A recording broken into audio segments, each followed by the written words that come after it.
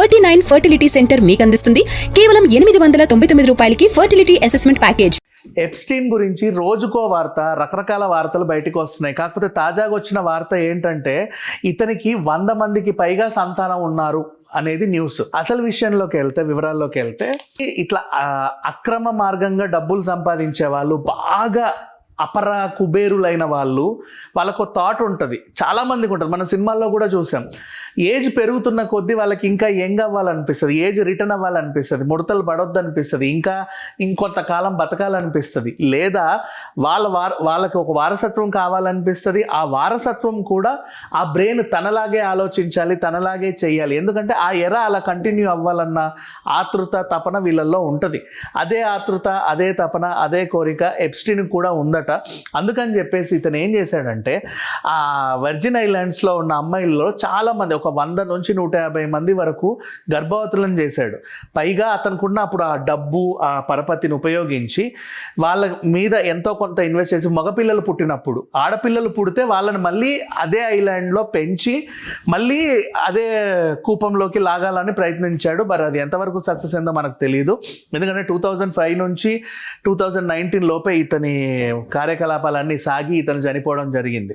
And నవ్వు ఎవరైతే ఉన్నారో వాళ్ళ మాతృత్వం స్వీకరించారో ఆ కొడుకుని, ఆ తల్లిని కలిసి ఏదో వేరే ప్రాంతానికి తరలించాడని, ఆ అబ్బాయి చదువు నిమిత్తం ఎలాంటి లోటు లేకుండా వీళ్ళ జీవితం సాఫీగా సాగాలని ఎంతో కొంత ఇన్వెస్ట్ చేశాడు, డిపాజిట్ చేశాడు అనే వార్తలు కూడా ఉన్నాయి. సో ఈ లెక్కన చూసుకుంటే ప్రపంచ నలుమూలల్లో ఇతని సంతానం కనీసం ఒక 100కు పైగా మనుషులు ఉన్నా, రేపటి రోజు, ఇప్పుడంటే ఈ ఘటన జరిగి కొన్నేళ్ళు అవుతుంది కాబట్టి ఆ పిల్లల ఒకవేళ పుట్టినా కూడా వాళ్ళ వయసు మహా అయితే 12-15 సంవత్సరాలే ఉండొచ్చేమో, ఇన్ కేస్ ఒకవేళ చెప్పాలనుకుంటే. రేపటి రోజు వాళ్ళు పెరిగితే ఇంకెంతమంది ఎప్స్టీన్లు తయారవుతారా, లేదా ఆల్రెడీ ఇప్పుడున్న సమాజానికి తగ్గట్టుగా ఏది మంచి ఏది చెడు గ్రహించి వాళ్ళంటూ ఒక సక్రమ మార్గాల్లో వెళ్తారనేది అయితే చూడాలి. అండ్ ఈ వార్త బయటకు వచ్చినప్పటి నుంచి ఇంకొక టెన్షన్ ఏంటంటే, ఇలా ఇప్పుడు సింపుల్గా చెప్పాలంటే మనం గంగూబాయి కతేవాడి సినిమాలో చూసినట్టే ఎక్కడెక్కడి నుంచో నవాబులు వస్తారు, వాళ్ళ చేత పిల్లల్ని కంటారు. ఆ పిల్లలన్నీ అక్కడే మళ్ళీ వ్యభిచార కూపంలో పెంచి మళ్ళీ అక్కడే వ్యభిచారంలోకి దించుతూ ఉంటారు.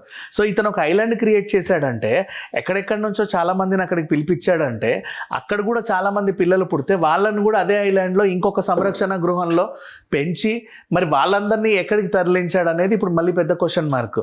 సో ఈ రకంగా అంటే ఇప్పుడు నువ్వు హ్యూమన్ ట్రాఫికింగ్ చేయడం చాలా కష్టం, కానీ ఒకసారి ట్రాఫికింగ్ చేసిన తర్వాత వాళ్ళ చేతనే పిల్లల్ని కనిపించి ఇంకా దాన్ని పెంచుకోవాలి అనుకోవడం ఉంటుంది కదా, ఎక్కడైనా ఉంటుంది. సో మరి ఒక వేరే వాళ్ళకు పుట్టిన మగ సంతానాన్ని ఏం చేశాడు, ఇతని సంతానాన్ని పెంచినట్టే ఇంకెక్కడన్నా పెంచుతున్నాడా, లేదా హతమార్చాడా అక్కడికి, లేదా వీళ్ళని ఏం చేశాడని మాత్రం నెక్స్ట్ న్యూస్ వచ్చేంత వరకు వెయిట్ చేద్దాం.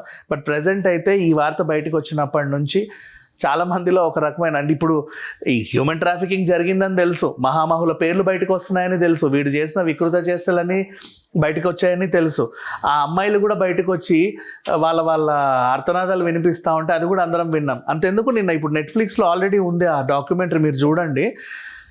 ఫస్ట్ 10 minutes చూస్తేనే చాలు మనకు ఒక రకమైన ఆక్రోషం వస్తుంది, అరే ఇంత చేశాడని. ఫస్ట్ 10 minutes 3-4 అమ్మాయిలు కూర్చొని చెప్తా ఉంటారు, నాకు ఏదో జాబ్ ఇచ్చాడు, నీకు అక్క చెల్లెలు ఉన్నారా అని అడిగారు, అవును నా చిన్న చెల్లి ఉందని చెప్తే అతన్ని పిలిచాడు, వియట్నాంకి తీసుకెళ్ళాడు, థాయిలాండ్కి తీసుకెళ్ళాడు, ఇంకేదో చేస్తానని తీసుకెళ్ళాడు, మా ఆర్థిక అవసరాలని ఆసరాగా తీసుకొని ఇలా చేశాడు అలా చేశాడని స్టార్టింగ్ నుంచి 10 నిమిషాలు వింటుంటేనే అదనిపిస్తుంది. అదే 4 ఎపిసోడ్లు చూస్తే చాలా దారుణాలు తెలుస్తాయి.